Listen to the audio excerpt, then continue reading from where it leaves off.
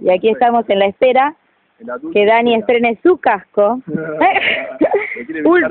ultra bicho total, a ver si se lo banca, pero el ruido de esta moto es especial.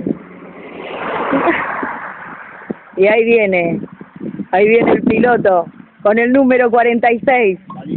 Balizas, y se acerca. Interroguemos al piloto, por favor. Diga, bueno, una declaración para la prensa. De esta prueba. Bueno, es una moto muy veloz, nosotros aquí en todo Panamá la usamos mucho, es una moto muy bonita, la recomiendo para todas las señoritas. Mentira, con él voy yo.